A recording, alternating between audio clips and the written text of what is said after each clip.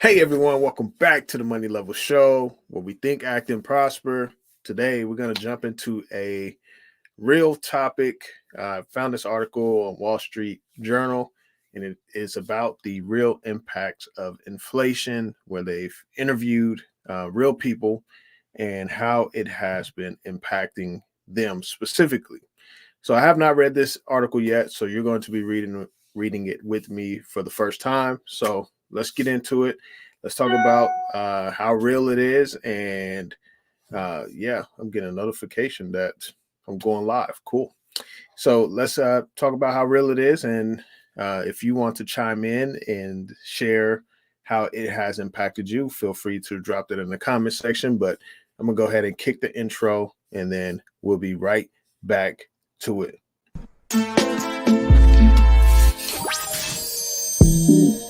Think, act, and prosper. You are now tuned into the Money Level Show. All right, everyone. I hope that you all are doing well.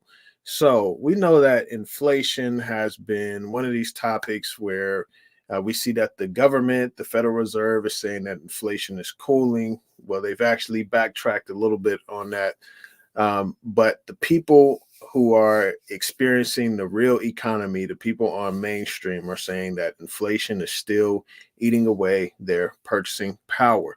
So we're going to go ahead and look into a few things today because the Fed actually canceled their they delayed their projections for rate cuts, and they want to keep them higher for longer. So that means that it's going to be more impacts um, on the people, and we're going to go ahead and jump into that first, and then we're going to get into this article. So let's go ahead and jump over here.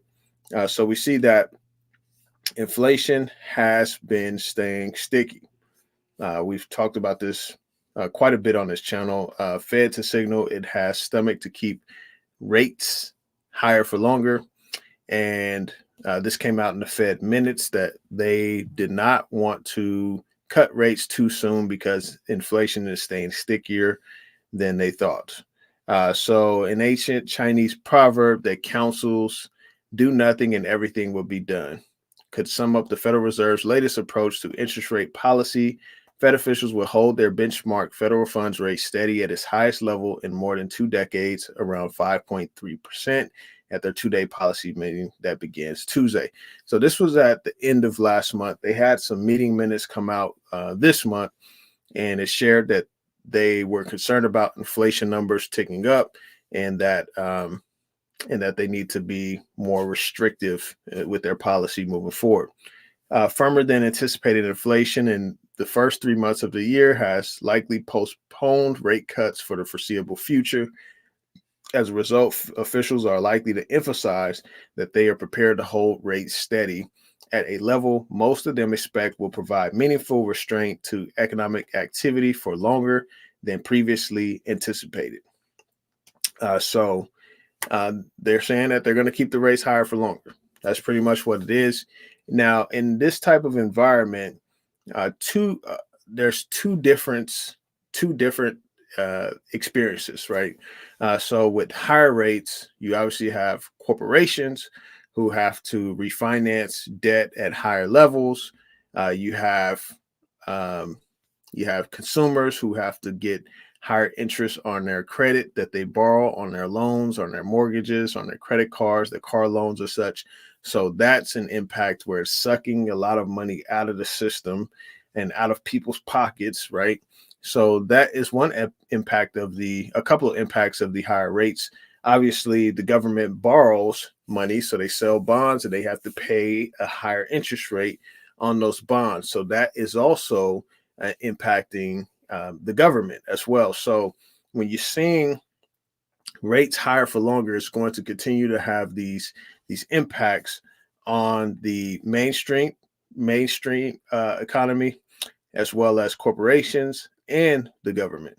Now there are people that benefit from this. So people that are not heavily indebted, people that have cash sitting on the sides, people that have been frugal, have stacked away their money. They're able to gain a significant amount of interest on their money while they sit on the sidelines, or they're able to, obviously invest that money and get companies that are been doing good in this environment are able to pay higher dividends and such. And so we can see that the corporations that have done good, they have a lot of cash on their balance sheets and they're earning interest on their cash, as well as consumers who have been disciplined are able to earn a significant amount on their money as well.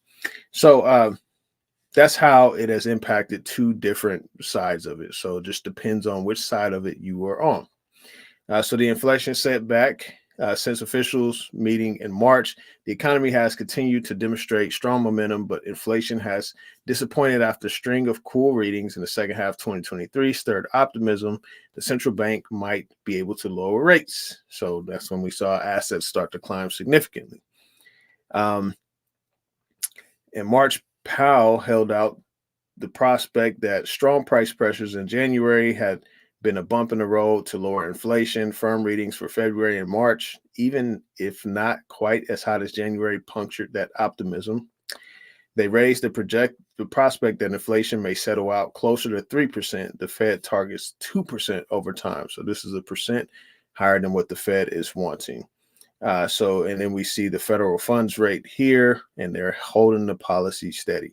So the policy has been at this rate for a while. So you see that the quickest increase in interest rates in a long time. I think this may have been the fastest in history, but they kept hiking rates and then now they're just pausing.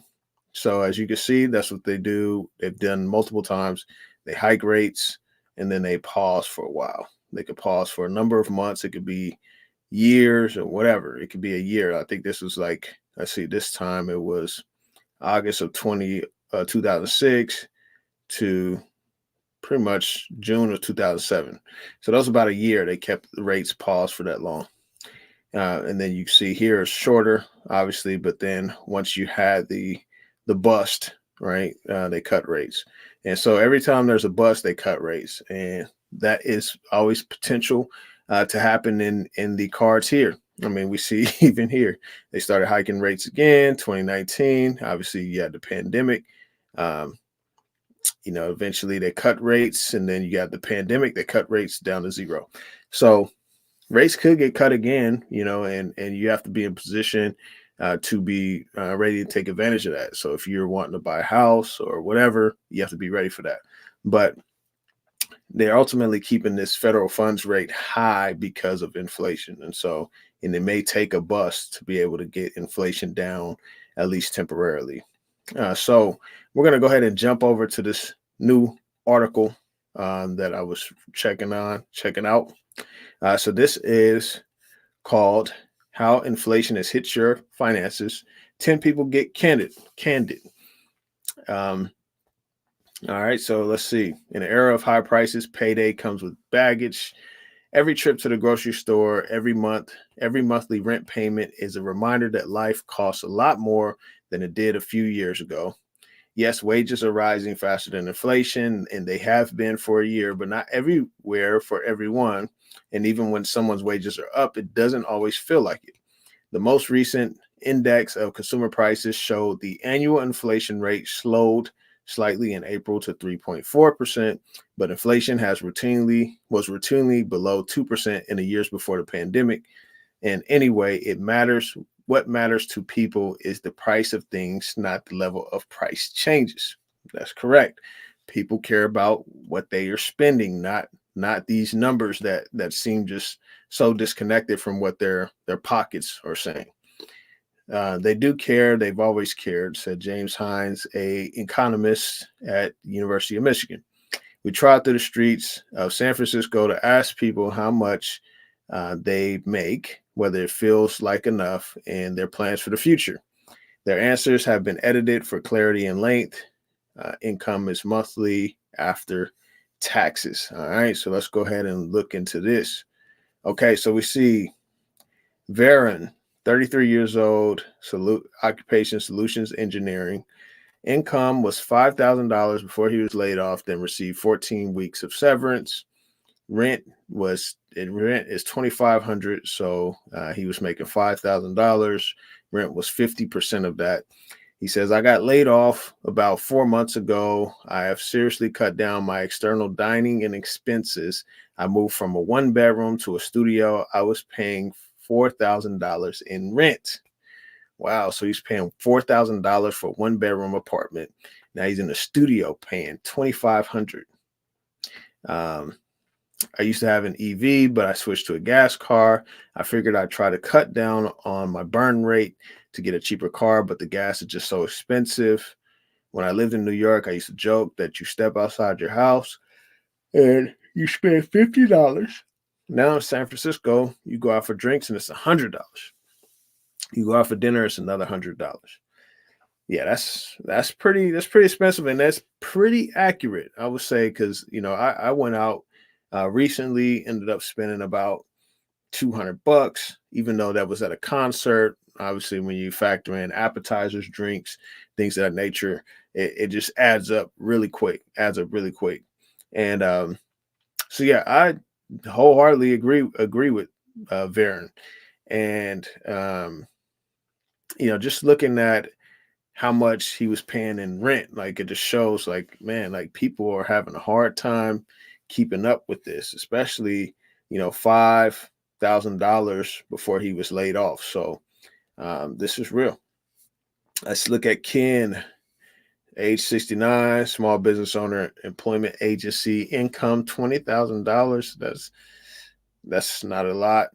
I mean, obviously, I wanted to say that with Varen, Varen seemed to have a good, occupation solutions engineering. If I was in Varen's shoes, I would probably be trying to find a different a job in that particular field, probably out of state, depending on, if you got family and you got to move a whole family or whatnot. But I mean, sometimes you got to move. You got to move to make it work better for you. I've seen a lot of people do that. Ken says income is 20,000 and his rent is 2,800 a month. I think this is 20,000 a month after taxes. So I read about inflation all the time, but who the hell cares? 3% inflation. We've seen 15% inflation in the late 70s, early 80s. We've been through worse. I've never owned a home, raised my daughters in an apartment in Sacramento. I do not understand the obsession with buying a house. I help people find state government jobs at state job workshops. A lot of my clients are laid off by big corporations. I almost said corporations. My clients are mostly in their 50s and 60s. These big corporations they're not laying off people based on their ability. They're cutting by pay. And who's the first to go? The people who are making their peak wages. So Ken is saying, like, hey, I make 20 grand a month. This ain't really impacting me like it's impacting other people. Who cares about 3%? We've seen 15% inflation. And yeah, he doesn't see the need to obsess over buying a house. Let's look at Dwayne, marketing and communications at a nonprofit. So I know that Dwayne isn't making a lot of money at a nonprofit. Income $4,500 a month, rent $1,400. My nonprofit works with a lot of low income and unhoused people. We serve 4.8 million meals last year. That's up from 3 million the year before. It's worse now than it was during the pandemic. At least during COVID, there was a lot of government assistance. I do have side hustles. I do cat sitting and teach crafts. I do freelance graphic design. I'm lucky that I'm from San Francisco and my family's here. So if I ever get into a pinch, I have a safety net. So Dwayne has a safety net, a family, to be able to stomach some of the cost of inflation, where you can do some like village economics. But Dwayne is pretty much saying that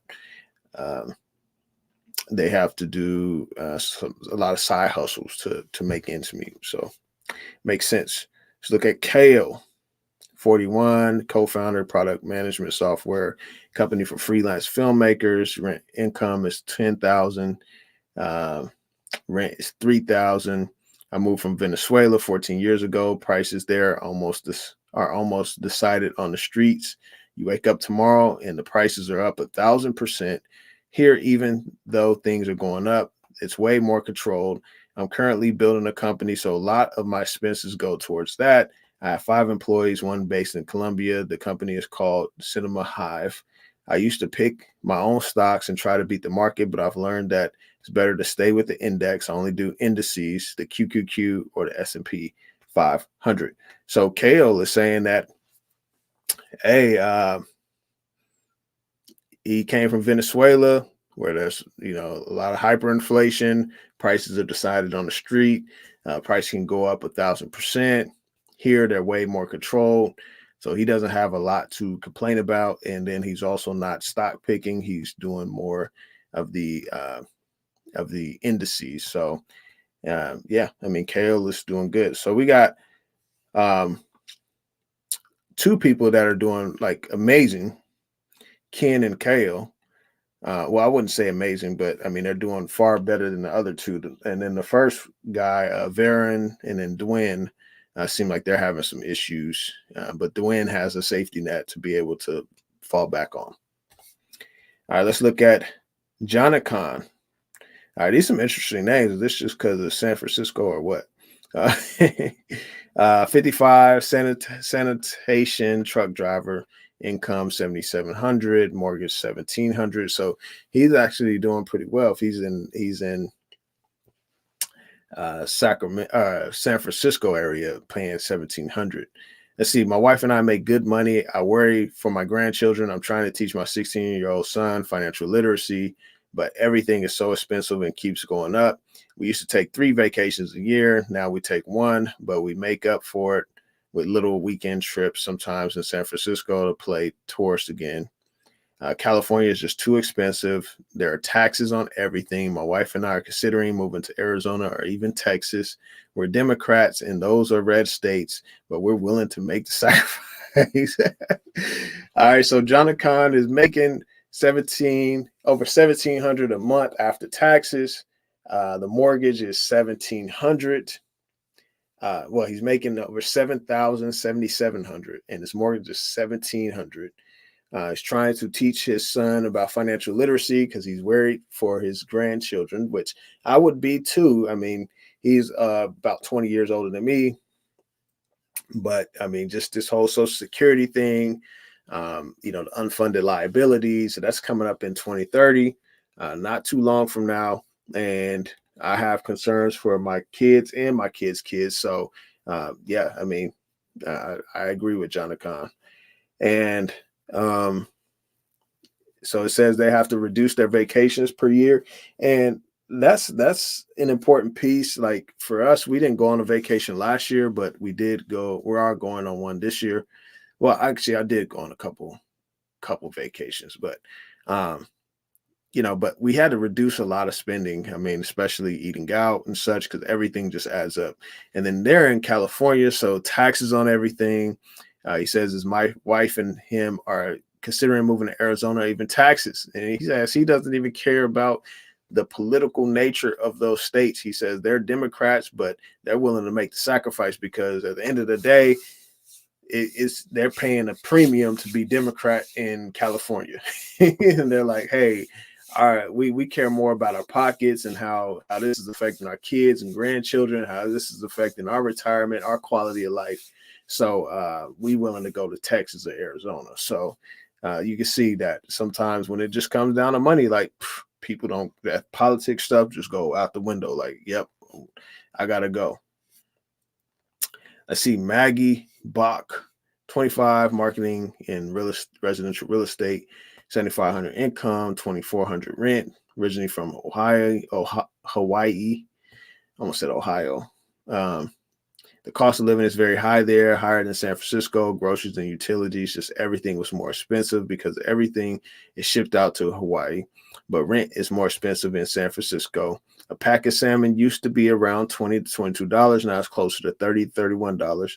And I noticed that with specific grains, especially quinoa, they're being sold in smaller packages. So, but the prices have gone up. All right. So Maggie is saying, using perspective, saying that things were a lot more expensive in Hawaii because they had to import a lot of things, right? So obviously this inflation thing is subjective. So we're seeing that. But she is able to say that she's seen the price of a pack of salmon go from $20 to $30. So, that's what, a 50% increase. So, yeah, so she's seeing the impacts of inflation. And then she's saying, she even speaks about shrinkflation. She says, I've noticed that with specific grains, especially quinoa, they're being sold in smaller packages, reducing the amount of quinoa that goes into the packages, but the prices have gone up. So, and then they're increasing the prices on that. So that's called shrinkflation. They shrink the amount you get, but the price still goes up. So she's experiencing that. Kevin Hall, independent locksmith, income $2,000, rent $0. I'm like, where is Kevin living at? How's his rent $0? He's staying with the parents or something.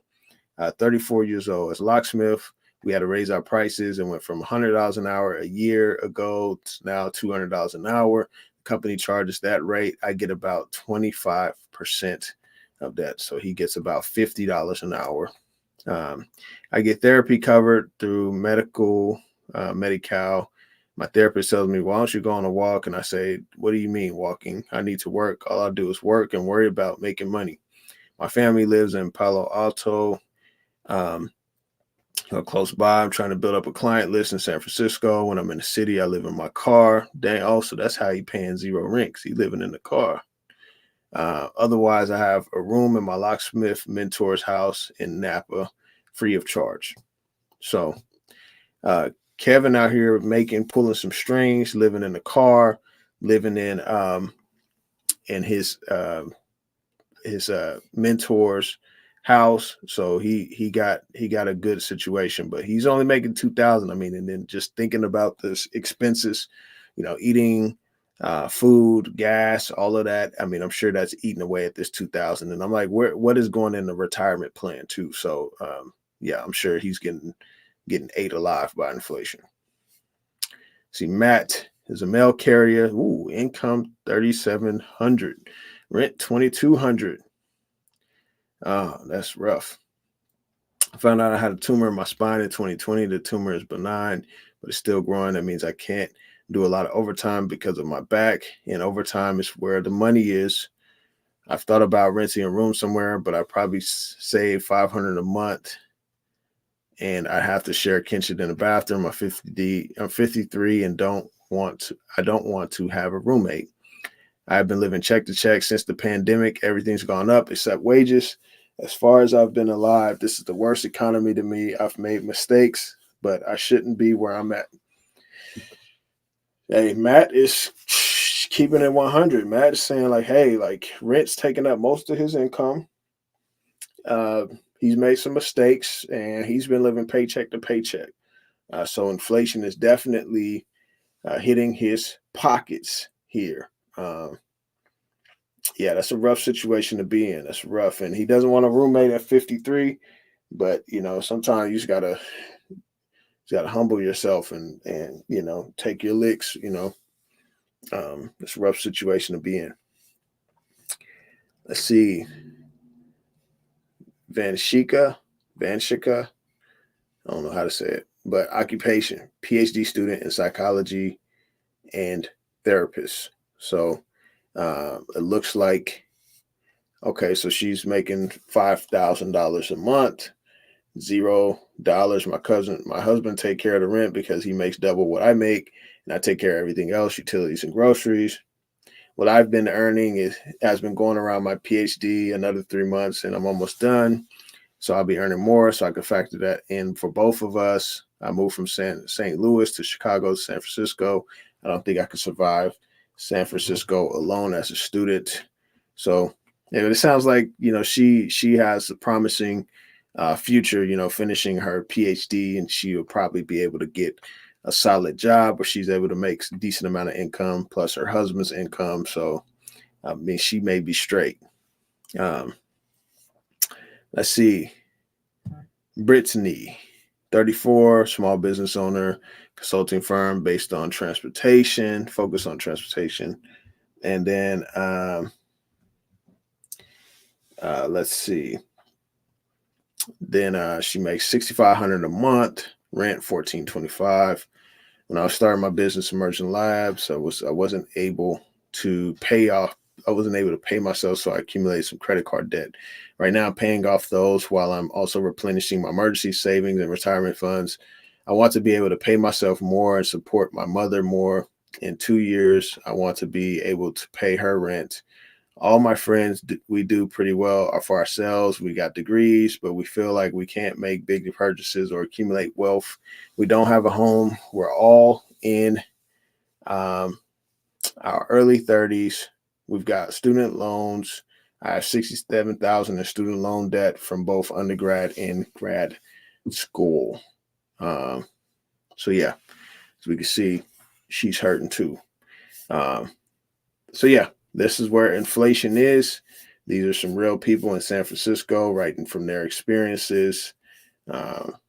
Yeah, be sure to share in the comment section, what is your experience with inflation? Love to hear from y'all just to see, what does this look like for you all? Because for me, I'm definitely seeing it.